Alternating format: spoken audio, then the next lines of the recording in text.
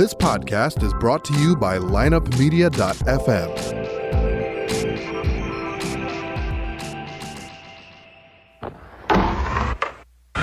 Because if you can tell me what your habits are, I can tell you what sort of a person you are. I can tell you what your future looks like.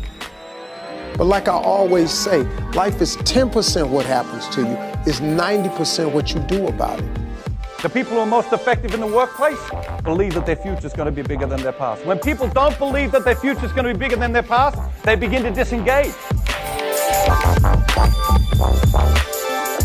You're listening to The Circuit of Success, a podcast dedicated to helping you achieve success in every facet of life. Only on the lineupmedia.fm podcast network. Now, your host, Brett Gilliland.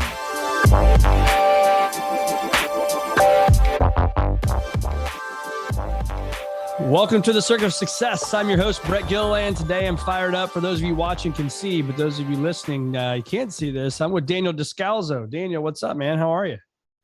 Brett, how's it going? Thanks for having me on. Absolutely. It's good to have you. I had to represent here on the chest, man. I had to wear the Cardinal logo today, and I'm getting ready. I'm like, all right, I got Daniel Descalso on. We're gonna represent the Cardinals today. Is that all right?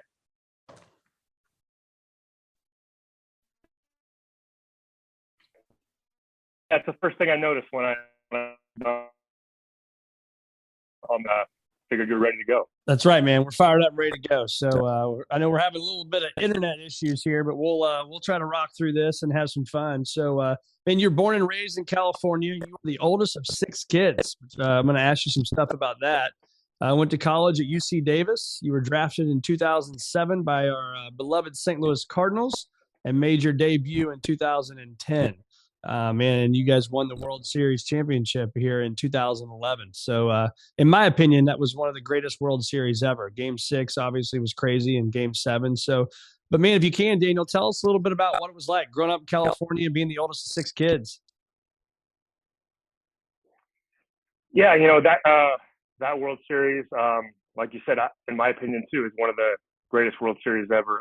Just the way we were down 3-2, coming back home, had to win the next 2 games. We got a little bit of help with the rain out there, so we can bring Big Carp back on a short rest. And if we just knew that if we won Game 6, we liked our chances in Game 7. And obviously that Game 6, goes down in history as one of the greatest World Series games of all time. With coming back a couple times down to our last strike. Obviously, David Freese is the hometown hero. Couple huge at bats there. So it was fun last year to relive a lot of those moments. With it being the 10-year anniversary of that, and I think some of us watched a couple of the games all the way through, which I hadn't really done before. So it was fun to just see all the other stuff that went on in that game. We know that David hit the triple and the homer, but there's a lot of other little things that I think we forget about that contributed to that victory that night. I think you had maybe a couple hits that night? Yeah, I came off the bench. I think I was the last guy on the bench. I pinch hit, got a single, figured my night was done, but Tony La Russa, being the strategist that he is, double switched me into the game. I don't think I'd played shortstop in like 2 months, so I went in at short. Ended up getting another at bat later. Get the rally started, and then so a couple hits off the bench that night. Yeah, that was awesome, man. That was my 10th wedding anniversary that night, Game 6. So my wife and I, we were season ticket holders, and we took my dad and we took her dad. And I can say to this day, our parents in their 70s, I've never seen my dad or my father-in-law jump that high, man. And we had these 2 Texas fans right in front of us. They were a dentist from Texas. They flew up. They were going crazy. They thought it was over. And they didn't say too much after at the end of the day. So, and that was incredible, though. It was absolutely incredible. So we'll talk more about that a little bit later. But talk to us about what it was like, man, growing up. Obviously, you played baseball. You played some football, I believe. And being the oldest of 6, I've got 4 kids. It's crazy in my house. I can't imagine 6. But talk to us about your upbringing. What was that like? Yeah, I guess you could say being the oldest of 6, there was like organized chaos in our house. There was, it was always loud. There was always a practice or a game to go to. My brothers and sisters and I, we played, you name it. We played basketball, soccer, baseball, obviously. we tried it all. My parents were really supportive. My dad tried to coach us, all equally as best he could, whether it was being the head coach of my little league team or helping out with my sister's softball. They really encouraged us to participate in sports and do what made us happy. So like I said, oldest of six, I tried to be as good as an example as I could. Growing up, didn't always do the right thing, but for the most part, I feel like I paved a pretty good path for the rest of them to follow. As the oldest, you're like the guinea pig. Your parents are figuring out parenting with you, so they try everything out on you, and then they're better prepared for the ones that follow. So it was always fun. There was always something going on. I have a lot of cousins on my mom's side too, so big family get-togethers for the holidays. So I was used to kind of that chaos. It was fun for us. That's cool. That's really cool. Lots of fights, I'm assuming. You got a lot of brothers. I mean, how many brothers versus sisters? So there's 3 boys, 3 girls. I'm the oldest, then I have 2 sisters, and then my 2 brothers are 5 years younger than me and 8 years younger than me. So a lot of 2-on-1 like wrestling, but I had to take it easy because I was quite a few years older than them, so I couldn't just like pummel them. Otherwise, they run to mom and dad. So I had to be like strategic and maybe let them get a few shots in before I put the finishing move on them.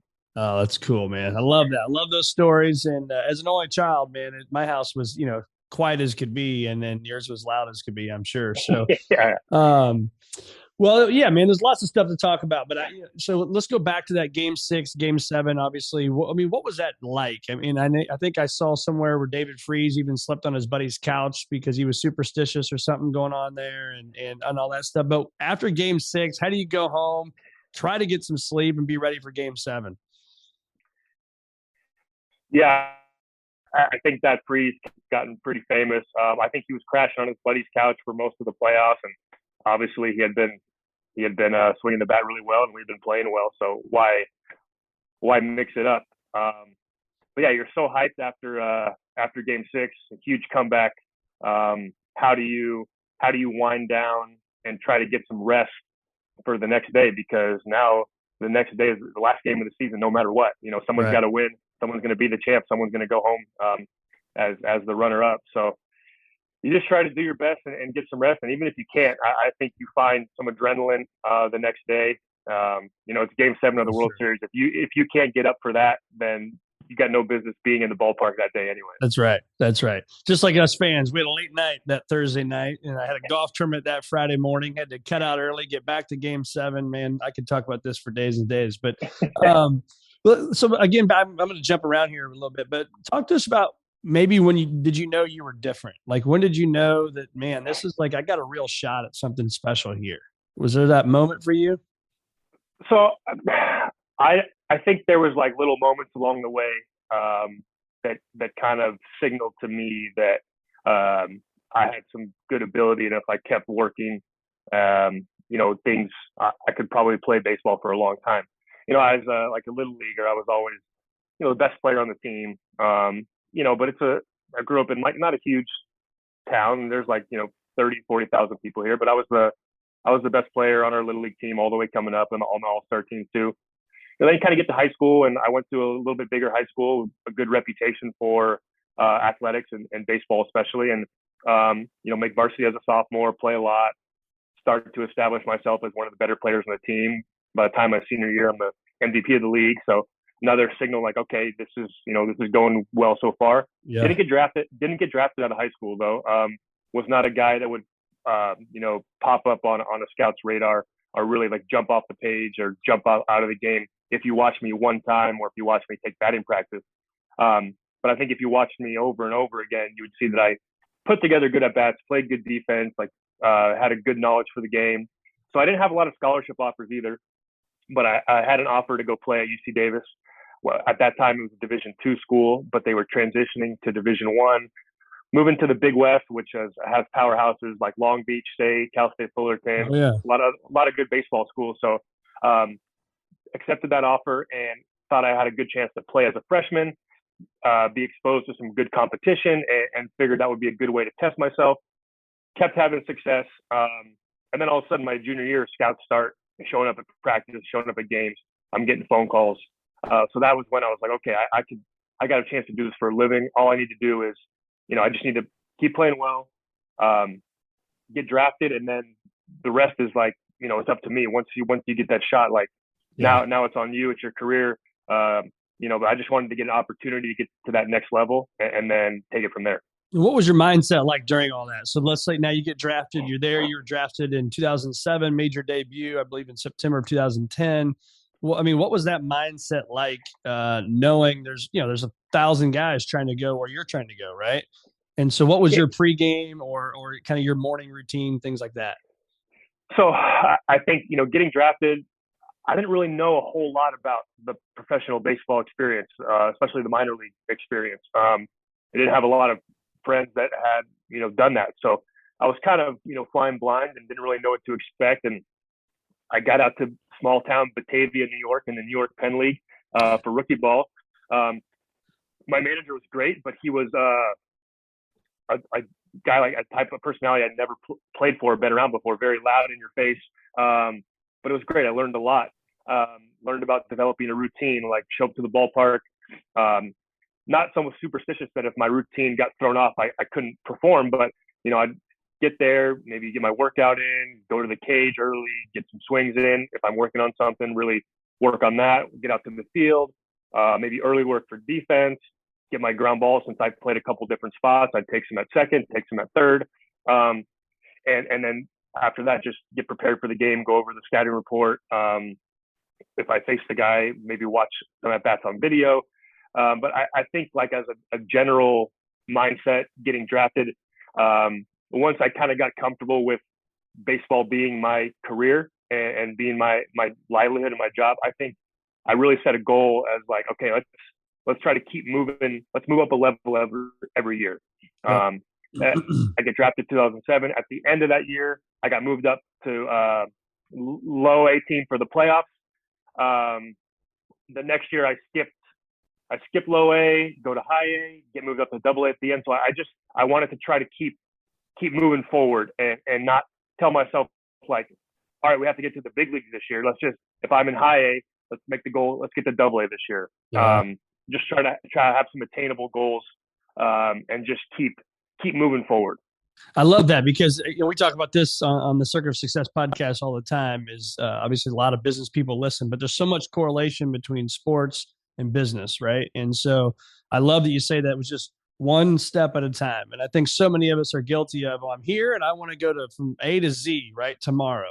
I know I've been guilty of that, especially in my younger days, but I think it's true. I mean, it's great wisdom from you to say one step at a time. But you had your goals, you knew what you were doing, right? Yeah, I mean, obviously the end game was the big leagues. That's like the long-term goal. But yeah, I had to set, little goals along the way, little benchmarks, things that I felt like I had to do and get good at in order to get to that level where I want to be and to stay there and be successful when I did get there. So I was in the minor leagues for just over 3 years, which is, relatively quick, but it's not like I flew through the system. And I think, especially for the Cardinals, you were expected, when you got to the big leagues and you were playing for Tony La Russa, you were expected to know how to do X, Y, and Z. Yeah. And if you weren't able to do that, you would find yourself back down in AAA or AA or wherever you came from. Yeah.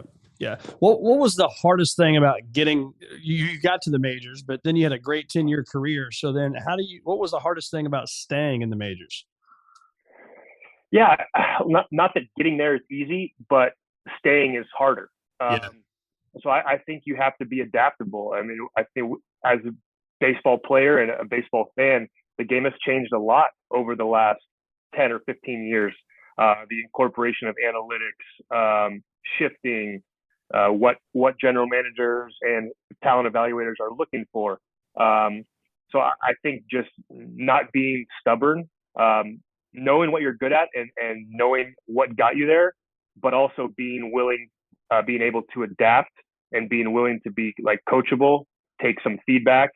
And I think I had to do that. I had to make changes to my approach, to my mechanics in order to stay around and stay relevant and stay as a contributor.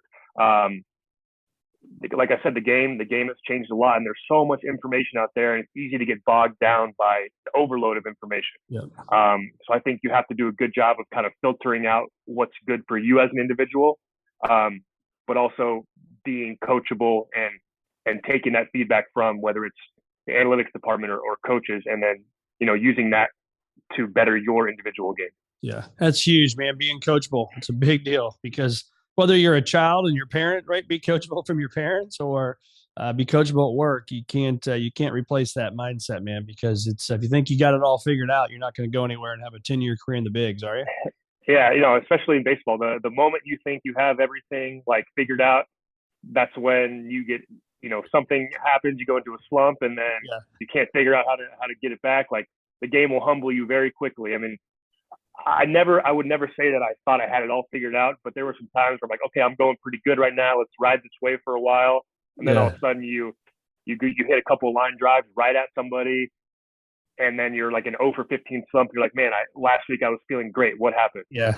I was on top of the world. Now I feel like I'm never going to get another base hit in the rest of my life. That switch you talked about, that thing, man. As a baseball fan, I wasn't ever obviously a player at your level, so I don't understand it as well as you guys do. But what do you think of the switch? I personally can't stand it.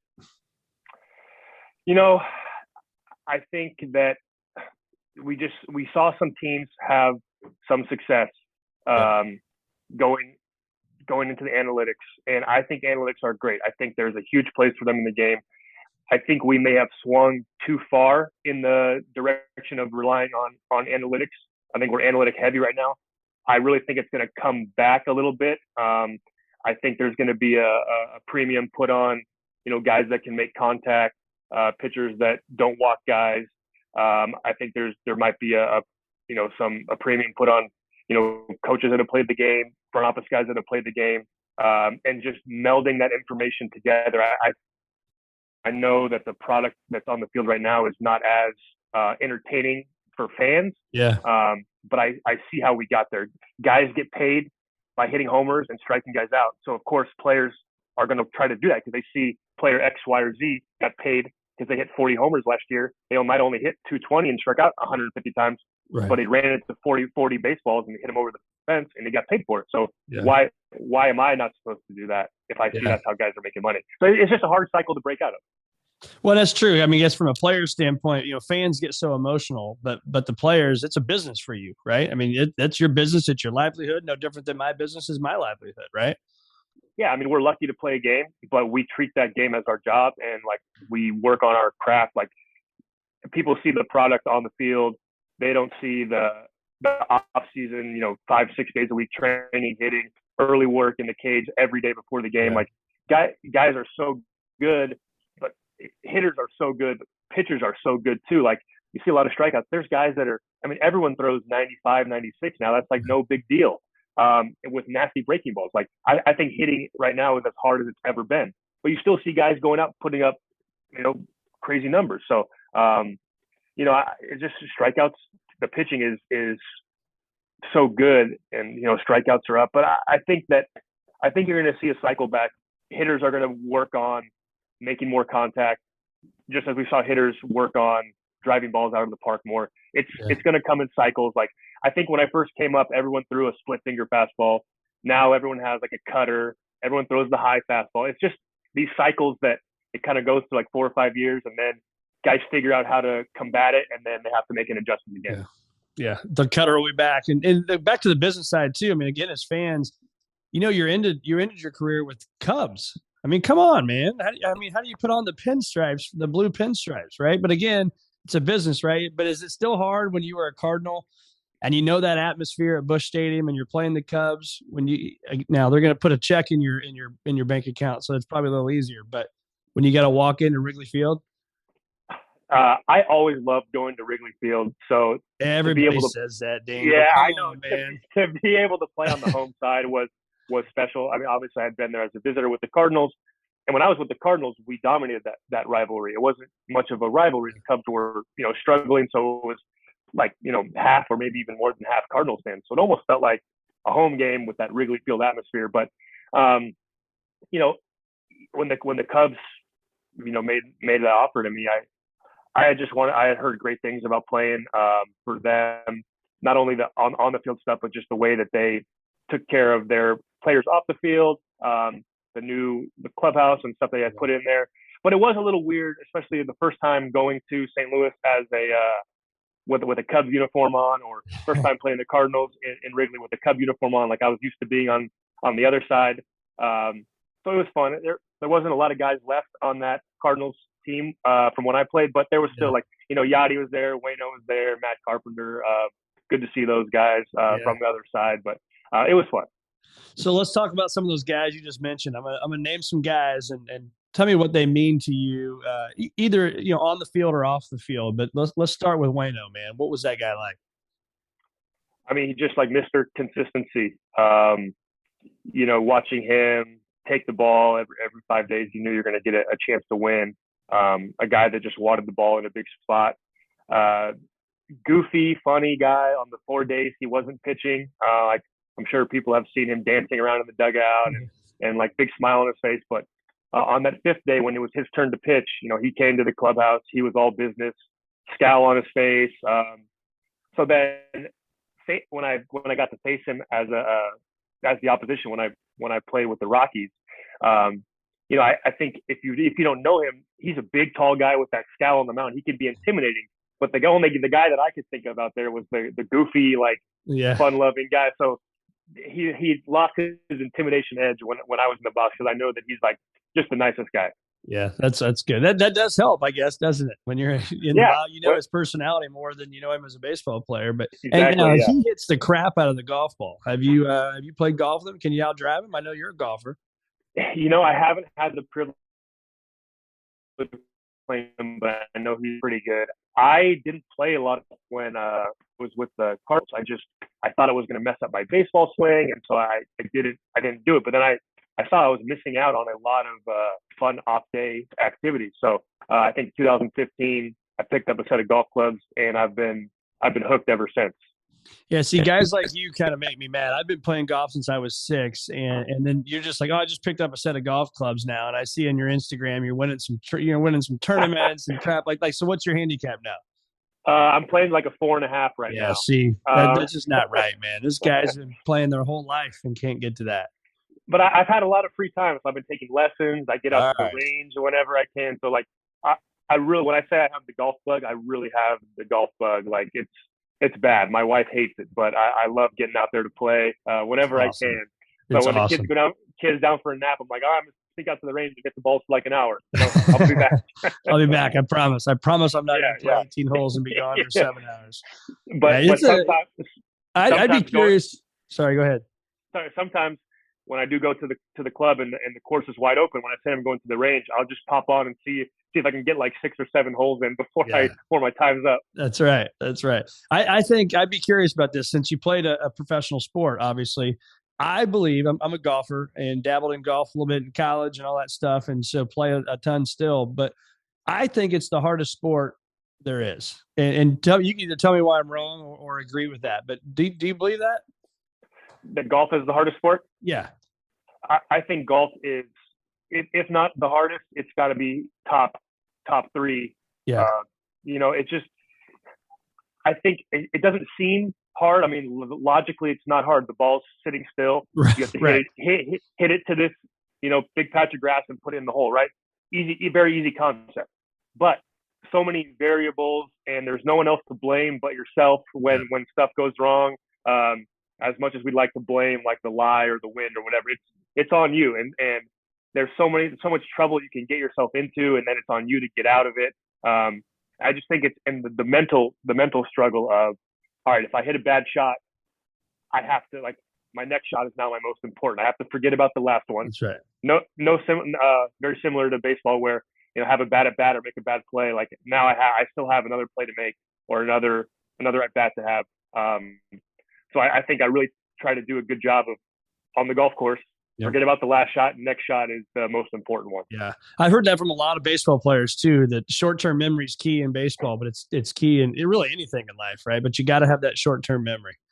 Yeah. And you can't be like, you watch the guys on tour. I mean, that's what makes them so good. Yeah, they smash the golf ball and they make putts, but like when those guys get in trouble, the way that they save par, get out of trouble, all the shots that they have, like it's unbelievable. Where me, if I hit that ball there, I'm looking at double bogey. Yeah, these guys are making par. So yeah, I've really gotten to enjoy watching golf and just watching how like methodical those guys are and watch them at their craft. I have an appreciation for how hard the game is and how easy they make it seem at times. that's right. So that was Wayno that spun into golf there. But talk about Yachty. I mean, how important is that guy in your clubhouse?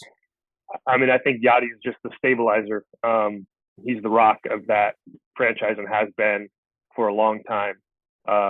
Whether he's feeling 100% physically, whether he's 50%, he's gonna go out there and give you everything he has. You have to pry that guy off the field. I know they say this is his last year, but it wouldn't surprise me if he keeps playing, longer than he says. I just think he is a winner and he's a competitor. He hates to lose.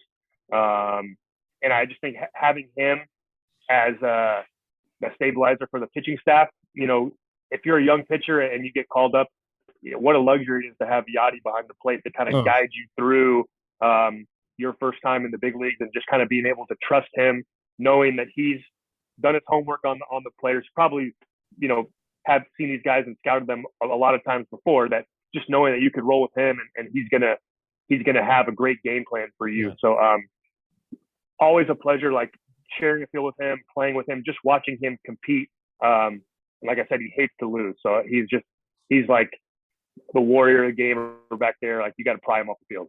And did you see anything different? Like, was there that one thing or that magic, sauce that either like a Wayno or a Pujols or Yachty? I mean, you played with some of the greatest players ever, man. And was there anything different about them that you saw that, man, these other guys don't have that? Not to call those guys out, but just, was there anything different?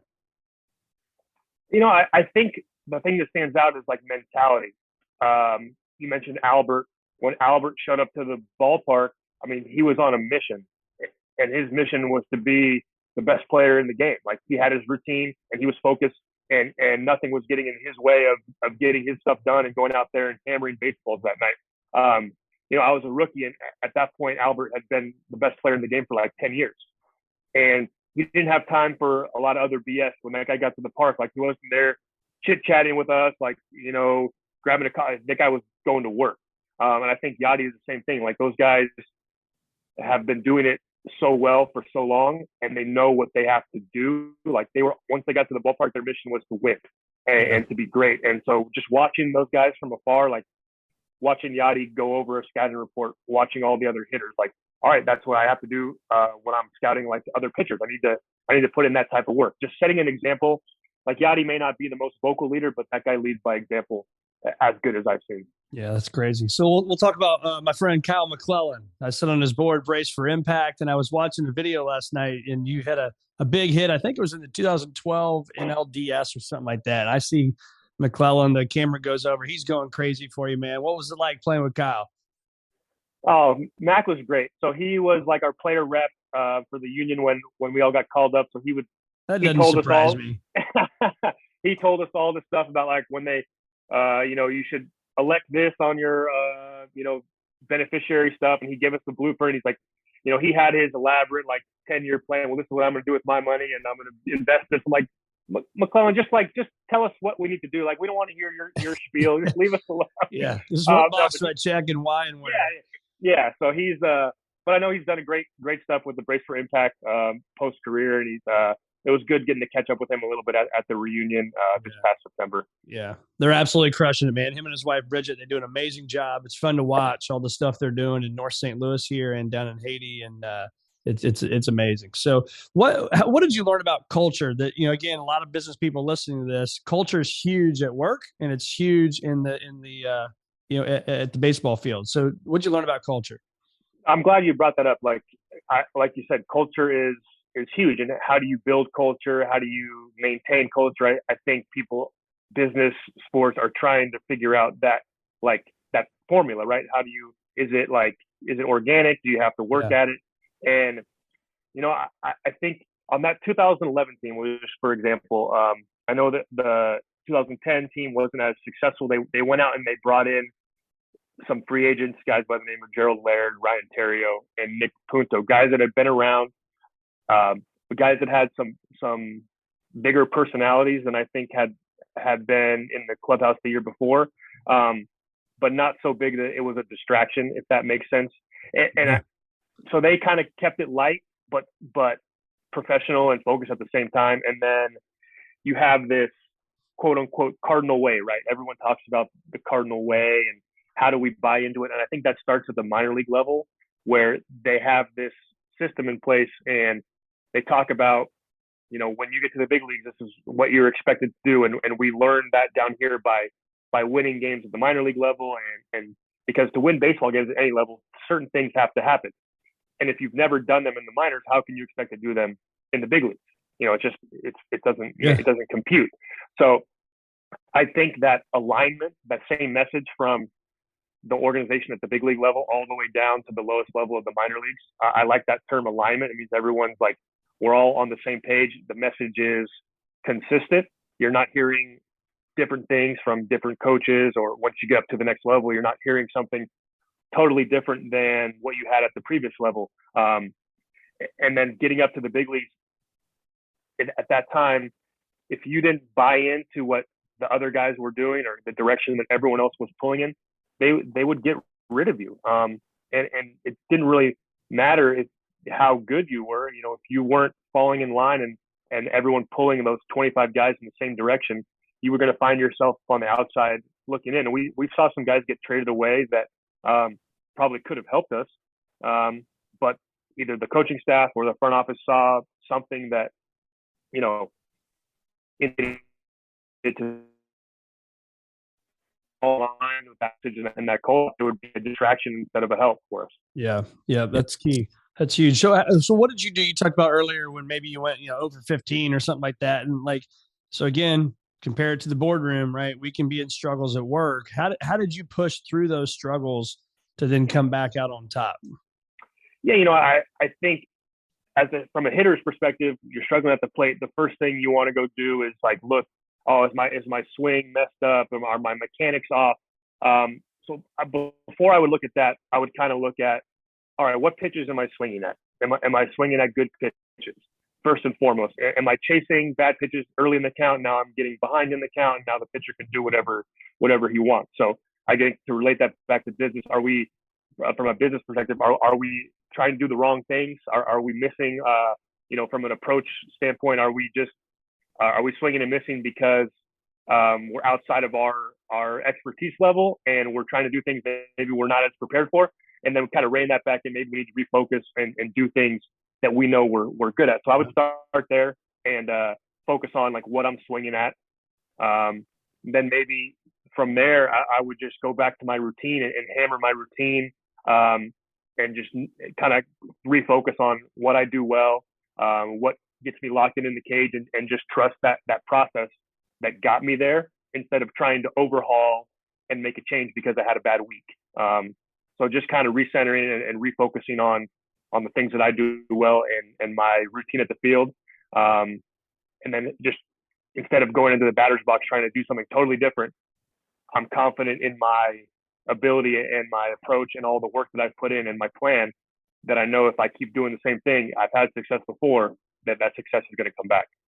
Yeah, and I hear in that is a passion for the process, right? Whether you're chasing the wrong client, the wrong lead, or whatever, but it's trust the process and know what got you there can keep you there, but you gotta commit to it. Yeah, as corny as it sounds, and I think the Philadelphia 76ers have kind of killed the phrase "trust the process." Yeah, but you really have to. It's especially in a results-oriented profession like baseball or business. Yes, you have to perform. You have to have results to stick around or to be successful. But the way we get those results and how we build to those results is the most important part. If you're doing it the wrong way, yeah, you might get away with it for a little bit, but in the long run, if you don't have that process, it's gonna bite you. Yeah, and I love that too. You brought up the scoreboard stuff, because it's so true. I talk about all the time. Imagine if my office had the jumbotron in it, right? Did you make that call or did you do this? I mean, like everything you guys did, man, like here's your stats. Here's his last 10 games. Here's his, home runs. Here's his strikeouts. Here's his hits. Here's his batting average. Here's air. I mean, whatever, man. It's there, right? It's on the line. That's got to be mentally tough, I would think.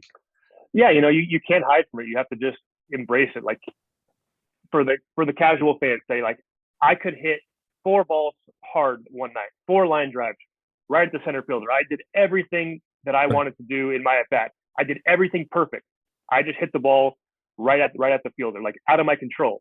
Fan looks at the box score 0 for 4. Oh man, this guy stinks, right? Terrible. 0 for 4 again. So you could be doing everything right. The process, execution, everything could be going right. No results. How do you continue to do that when you're not getting the results? Well, I know I did everything right. It's just very hard. You have to trick yourself into saying all I can control is what I swing at and how hard I hit it. Once it leaves my bat, it's out of my hands. I can't be trying to aim the baseball for the most part all around the field. I just have to go up there and get a good pitch and hit it hard, and that's my job. And if I keep doing that, I have to know that the results will be there. That's right. What do I do now if I follow you around? I follow with a camera Daniel Descalso around every day, besides the hour where you sneak out to go hit some golf balls. But what are you doing today? And what's your mindset and what are you working on? Okay, so this morning, I had my 2 older kids. They're 5 and 3, so I had them up. We got breakfast, drop them off at school, right? Drop the one off at kindergarten, the other one off at preschool. I got a golf lesson this afternoon at 2. But the last couple of days I had, so I'm back in school finishing up my economics degree at UC Davis. Oh, cool. So I had class all day Tuesday. Well, I had like 3 hours of class Tuesday and then a couple of small discussions afterwards. And then Thursday, the same thing. And I'm also helping when I can. So Wednesday, I was out there at practice for like an hour and a half. Same thing yesterday. They have a new coaching staff. I'm just trying to be as helpful as I can. I told them I can't be there every day, with the young kids and other stuff going on. But I told them I'd give them a couple days a week at minimum, help watch guys swing, help them out, talk about situations I've been in, impart any wisdom that I can. And so that's been fun too, just to trying to have an impact on some of on the 18, 19-year-old, 20-year-old kids. And if I can help them get a little better every day, then that would be great. Talk to us about you and your boy, John Jay, another fellow Cardinal that went to the Cubs, but we won't keep bringing that up. I apologize. But John Jay, you guys got a couple things cooking, man. What are you guys doing? Yeah. So Jay and I have been, friends since we met each other in like spring training in the minor leagues. We've become really close. Our families are friends. We've gone to Europe with them. We've gone to Hawaii with them. It's, lifelong friendships. But, Jay's more of like the networker type. He's the one who's like meeting everybody, getting their info, staying in contact. He's really good at that. So a couple of people have approached us over the years, getting involved in some projects outside of baseball. And so one is this small batch eyewear company called Tomahawk Shades out of New York. Athletic shades, casual shades, fashion shades. We just launched our first ski and snowboard goggle today. So check out tomahawkshades.com. They're pretty cool. So we're hoping to get those to get some players when they're popping champagne in the postseason. Yeah. Some Tomahawk goggles to protect the eyes from the bubbly. We're also involved in a startup tequila company out of Southern California. Just getting going right now. We're on our second batch of production in lots of little bars, lounges, liquor stores in the Southern California area, mainly Venice Beach, Santa Monica. Just trying to build that brand down there before we expand in some other markets. So awesome. Just kind of some fun stuff that some relationships, some networking that has opened up some opportunities for us, and just felt like right time to get in there. Awesome, man. Well, that's good, man. I love hearing that kind of stuff. Last few questions for you is, so our firm's mission is helping people achieve a future greater than their past. So when you think about that, your past, right? You've had a good past. Sounds like you had a good upbringing. Obviously played 10 years in the bigs. You won a World Series. That's good. So when I say that, I don't mean the future is better because your past was bad. But when you think about where you're at now, what does it mean to live a future greater than your past? Well, so I think that for me, it's just kind of building on what I've already done as a baseball player. playing in the big leagues was great. Obviously, you cannot play in the big leagues forever. There has to be something. Well, hopefully, there's something else after that is the passion of the individual. So, I was fortunate enough to have a lot of great coaches, a lot of great mentors along the way. I would love to get back into that side of the game. I'm eager to learn how the front office side works, the coaching side works. I feel like I don't have all the answers, but I feel like I have a good, wealth of knowledge, and I like to work. So if there's somebody that wants to work at something, I would love to help them get to where they're going. I want to help kids maybe at the minor league level get to the big leagues and then stay at the big league level. And managing is something that interests me. I don't know if I would necessarily want to do it, but it's definitely something that sparks my interest. But I really would like to give back some of the knowledge and the skills and the experiences that I had. I would like to pass those down from a coaching perspective, whether it's on the field or in like a player development type of situation. Not quite sure yet. Haven't got there. Not ready to dive in fully, but I definitely think that that's a passion of mine and something that I could be good at. Yeah. So again, on the business side, it sounds like clarity is key, because if we're clear about where we're going, there's a much better likelihood you're going to get there. So how many of the fears did you ever put in your mind? How many of them actually blew up to the magnitude you put them in your mind to be? I guess like my greatest fear was always, is this the year I come back to spring training and I can't hit anymore? And I would just have that thought would just flash and usually I was able to get that out of my head relatively quickly. And I always felt like I did a good job of, not making things get, spiral. I think there was you mentioned that 2012 division series where I got a big hit. I mean, we were down to our last out. We lose, we go home. And I vividly remember walking to the plate and telling myself, well, the worst thing that can happen is you make an out. You've done that 1,000 times, probably more than that. The game will be over, but nothing bad is going to happen. You're not going to die. Your career is not going to be over. The worst thing that can happen is you make an out. So go up there, get a good pitch, put a good swing on it. We'll see what happens. And I think over the course of my career, whether it was an at bat or facing an uphill battle, making a team or trying to make an adjustment, I think I tried to not let the moment become too big and overwhelming and just kind of simplify it. Easier said than done, but take a deep breath and like recenter and refocus and say like, okay, the worst thing that can happen in this situation is I get out, or the worst thing that can happen here is I make an error or miss a ground ball. That's it. We might lose, and we might lose, and that sucks. But the great part about baseball is I'm probably going to have another chance tomorrow or later in this game. Nobody's dying. My leg's not going to fall off. I'm going to be okay. So just I felt like I had a good thought process in that respect where, yes, it might seem like a big moment, and it is a big moment, but it's not life or death. Yeah. It's great perspective, man. Really good perspective. So I was going to say bourbon or wine, but now I know you get this tequila company. So do you ever sit on the back porch or wherever with a glass of tequila and think and kind of pinch yourself and say, man, I just lived a boyhood dream and won a World Series. You ever do that? Oh yeah. I don't think when you're playing and you're in the middle of it, it's hard to do. Yeah. Because you don't want to reflect back that far, or you're trying to live in the moment and be successful and continue your career. There was a couple times, when I went to the Diamondbacks, we made the playoffs, and I hadn't been to the playoffs in a couple of years. So I actually went and watched some of those old Cardinal playoff games. They're all on YouTube. So that was a cool time where I was trying to prepare for that playoff game, but it was able to reflect a little bit as well. But just, the reunion was great this year. We were able to tell stories and get all those guys together. We hadn't been in the same room since the parade after that World Series. So that was a great way to reflect as a group, and just for me, to kind of pinch myself almost and be like, I was in the backyard as a kid playing wiffle ball, and my dad would say, all right, it's bottom of the ninth, World Series, bases loaded. And I was basically in that spot. You know, you play make believe growing up, and then it really happens. So it's cool. It's special. I could use so many superlatives to describe it. But it's just great. That's awesome, man.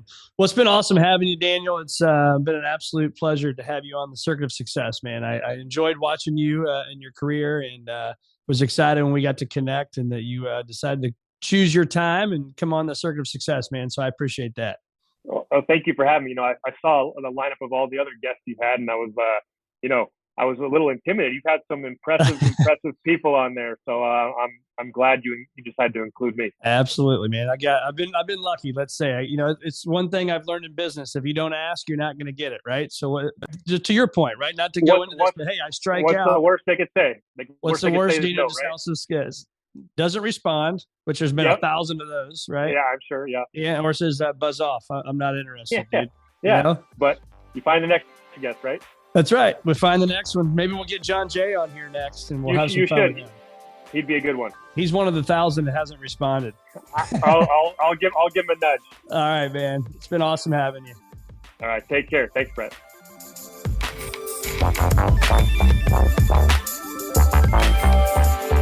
Tune in next week for another episode of The Circuit of Success with Brett Gilliland on the lineupmedia.fm podcast network. Subscribe to the show on iTunes, Google Play, Stitcher, and through our website, circuitofsuccess.com. Follow us on Facebook and Twitter, and email any questions to info@circuitofsuccess.com.